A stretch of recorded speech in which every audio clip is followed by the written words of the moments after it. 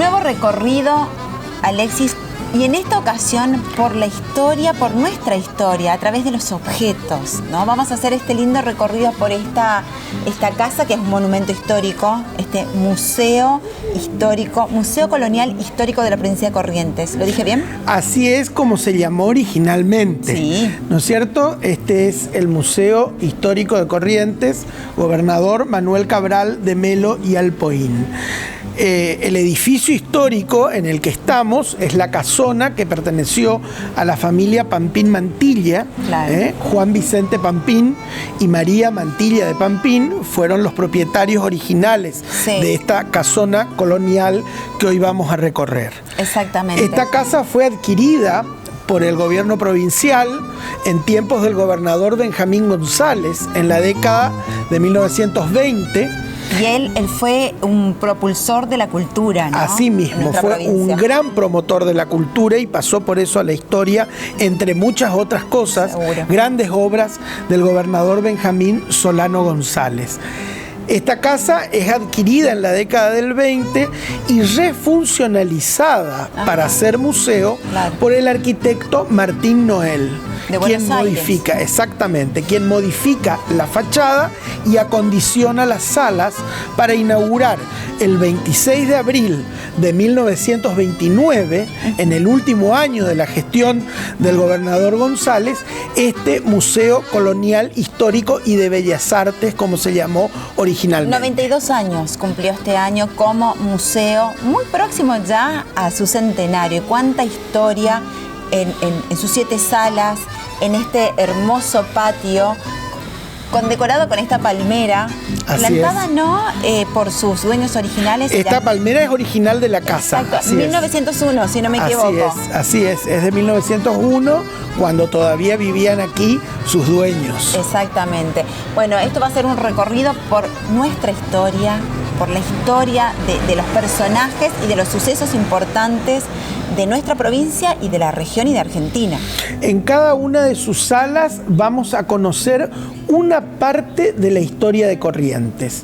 También vamos a tener una charla muy importante con el director del museo, el licenciado Fernando González Ascuaga, que nos va a introducir de alguna manera en este recorrido para conocer las 7 salas donde está concentrado el patrimonio del museo. Son salas temáticas. Así mismo, son 7 salas temáticas, cada una desarrolla un tema vinculado a un periodo histórico de la historia provincial. Y aquí tenemos arte sacro, tenemos lápidas jesuitas, tenemos vestimenta, cañones, armas de fuego, una variedad increíble de los hechos y de los personajes de nuestra historia.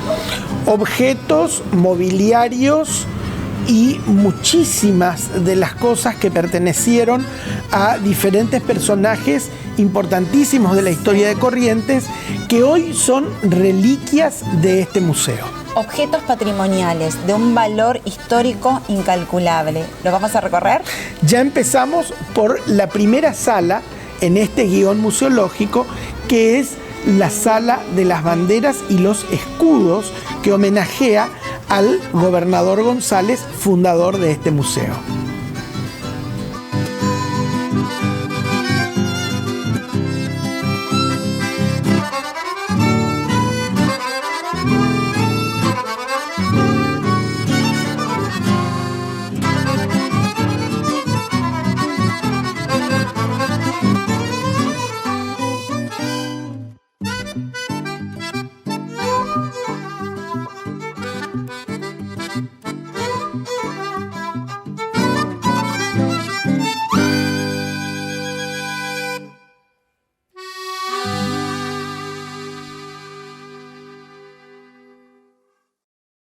Bueno, en esta mañana de visita al Museo Histórico de Corrientes, Manuel Cabral de Melo y Alpoín, nos recibe su director, el licenciado Fernando González Ascuaga.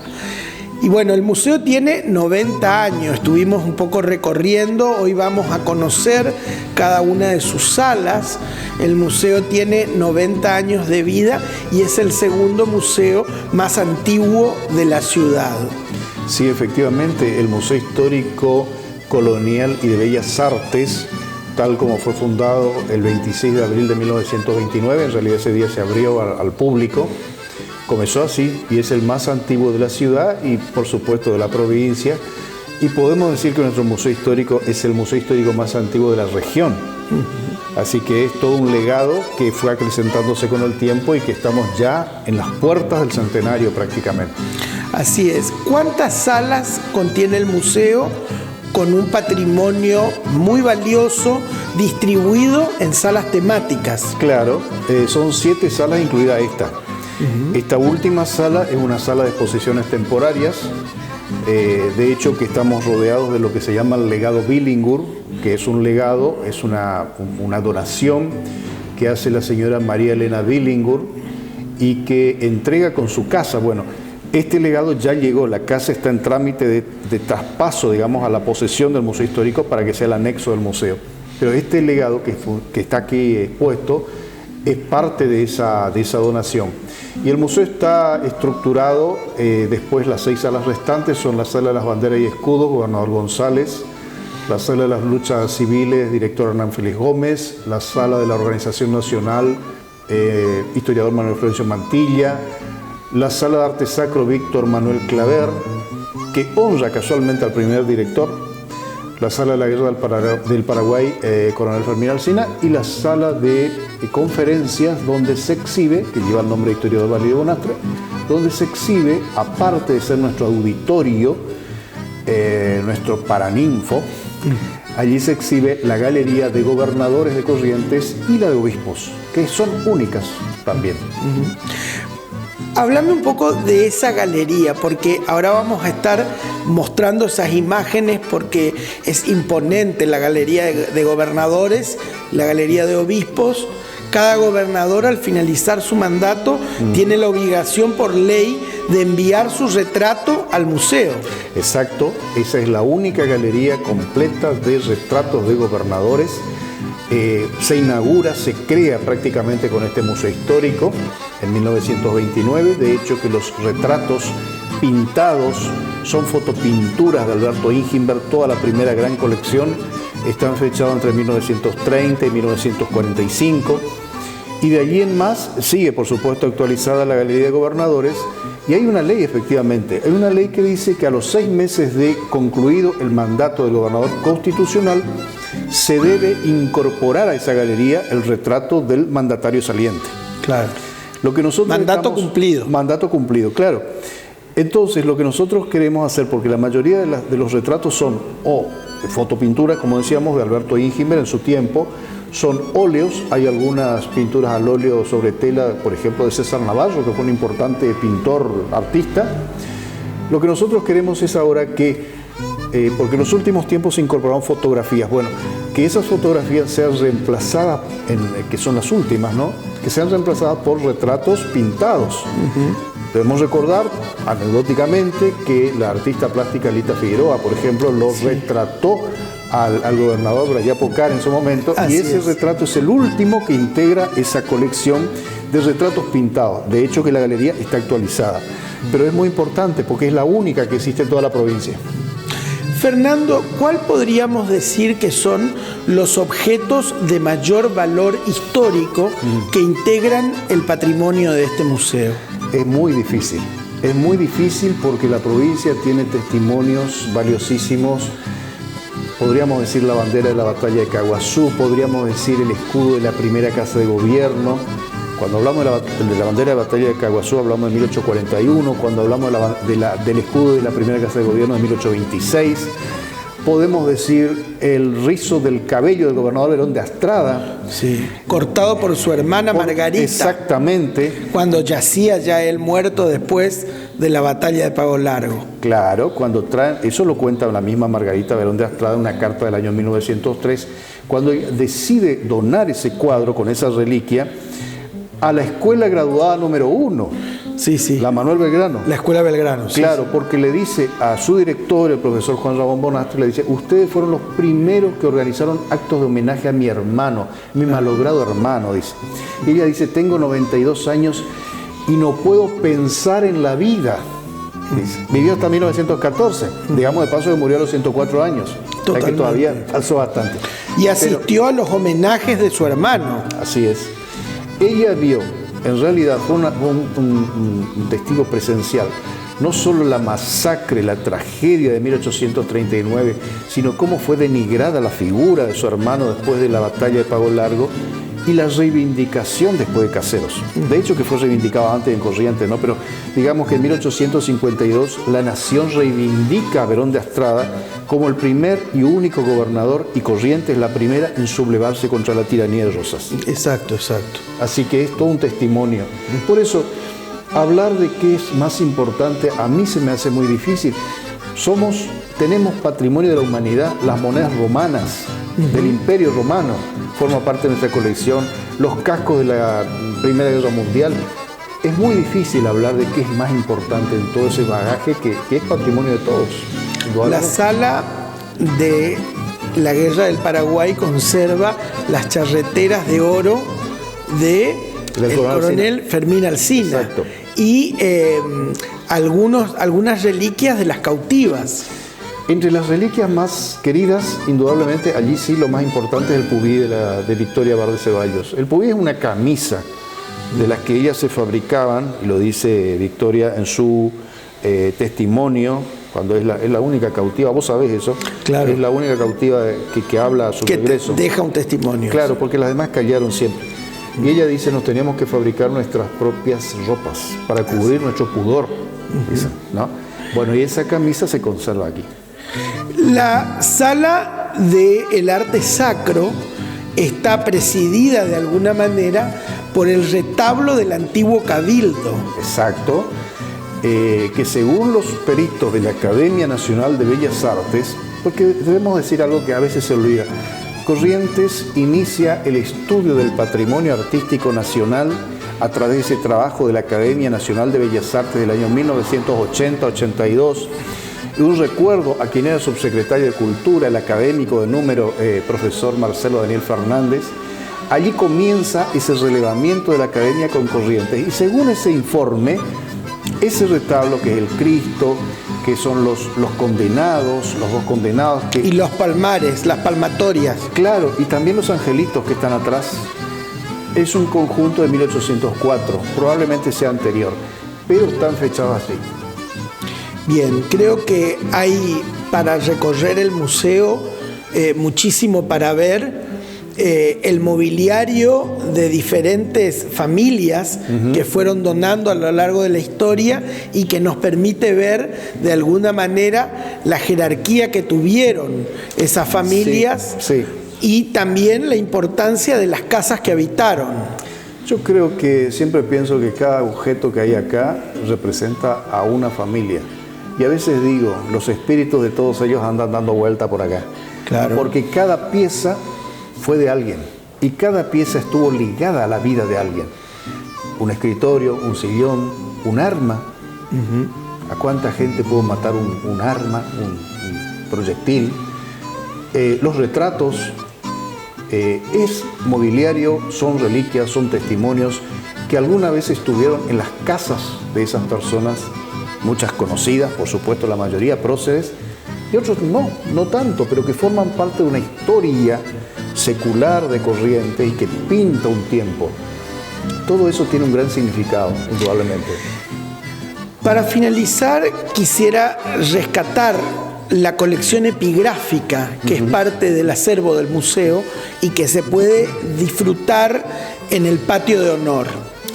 Esa colección epigráfica empieza con una piedra tallada del año 1780 que evidentemente sigue la escuela jesuítica. Los jesuitas ya no estaban, pero es la impronta educativa de los jesuitas en esa piedra de arenisca roja. Después hay toda una colección, digamos que un documento epigráfico es todo aquel documento que está tallado en piedra, en mármol, en latón también, en bronce, y todo eso conforma un conjunto muy interesante del museo, donde se destaca, por ejemplo, la colección de lápidas escritas en guaraní, de las misiones jesuíticas. Lamentablemente, eso lo sabemos, cuando en otros tiempos se traían esas piezas no se registraba exactamente de dónde sacaban, pero están y son parte de nuestro patrimonio.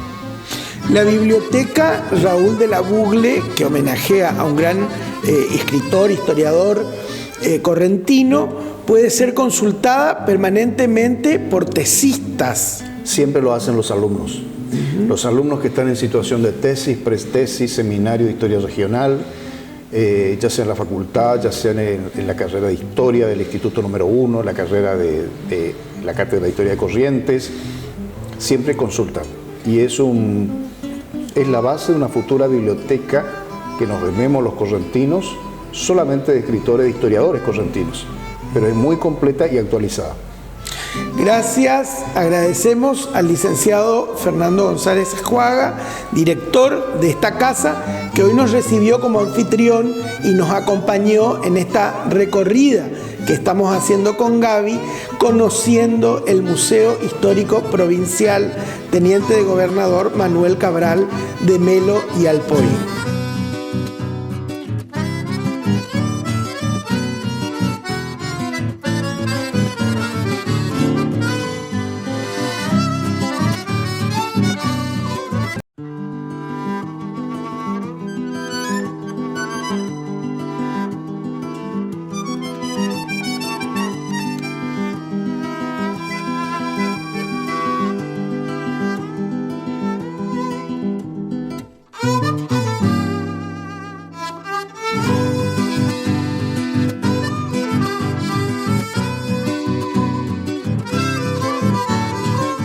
Llegamos al final de nuestro recorrido con esta sala imponente, magnífica, este salón auditorio, el Salón de los Gobernadores. Así es, la Sala Valerio Bonastre lleva el nombre de un importante historiador correntino y es el paraninfo, decíamos, del museo. Es el auditorio del museo y contiene la galería de los gobernadores constitucionales. Exactamente, aquí vemos la historia de nuestro gobierno, están todos, está totalmente actualizada. Así es, actualizada hasta el último gobernador. El que falta y que va a ingresar es el gobernador que está en ejercicio actualmente. Porque se envía el retrato una vez finalizada. Claro, mandato cumplido, exactamente. Perfecto. Alexis, también cabe destacar de que el museo, bueno, no en este momento, ¿no? Pero en un año normal se dan visitas guiadas, se dan eventos culturales, como presentaciones de libros, presentaciones musicales. Tiene una vida y una actividad bastante dinámica este espacio. El museo tiene un ciclo de extensión cultural que abarca un programa de visitas guiadas, el programa de homenajes y conmemoraciones, presentaciones de libros y diferentes actividades vinculadas a la historia, ¿no es cierto? Hay un ciclo de conferencias, diferentes actividades vinculadas a la historia que se desarrollan tanto en este salón auditorio como en el patio de honor Wenceslao Néstor Domínguez, que es un bellísimo patio colonial. ¿Cuál es tu sala preferida? Esta, sin duda. La mía, la sala de arte sacro. La sala de arte sacro preciosa. Es preciosa, además tiene cosas valiosísimas. Sí, totalmente. Me encantaron esas lápidas escritas en guaraní. Maravillosas por con qué simpatía están escritas, con qué simpleza, ¿no? Exactamente. Sí. La verdad que fue un recorrido precioso, donde también pude descubrir parte de nuestra historia de tu mano, así que gracias por siempre compartir tanto con todos nosotros, y es tan lindo conocer de dónde venimos, lo que hemos pasado y transcurrido, porque parte de conocer eso también es amar nuestra historia y amar nuestra cultura. El museo es de alguna manera un testimonio vivo de la historia, es decir, es la flor innata de nuestra historia concentrada en estas salas donde recorrer cada espacio es encontrarnos en cada rincón con la historia de Corrientes. Hermoso recorrido, y cuando nuevamente pueda tener sus puertas abiertas al público, es recomendable que vengan, que se hagan un tiempito y que lo disfruten y también un poco aprender, como dijimos anteriormente, de nuestra historia, de nuestros personajes y de los hechos que han marcado a nuestra provincia y a nuestro país. Gracias, Alexis. Gracias, y bueno, a partir de ahora ya los museos están abiertos, así que quienes quieran venir pueden hacerlo en horario de mañana y en horario de tarde, solicitando la visita, registrándose. Por cuestiones de protocolo COVID hay que registrarse y solicitar la visita. Perfecto. De esa manera se puede realizar en grupos reducidos, por supuesto, esta visita guiada para recorrer nuestro museo histórico. Gracias. Gracias.